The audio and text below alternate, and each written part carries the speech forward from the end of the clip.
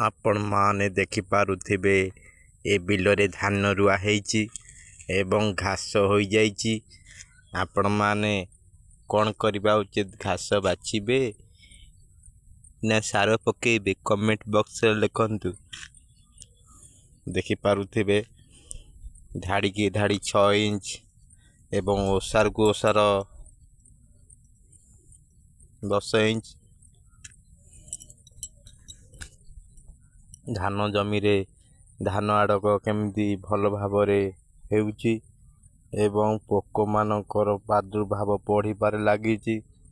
कौ औषध पकेइले विटामिन मिलिबो एवं रोग पोकरु मुक्ति मिलिबो।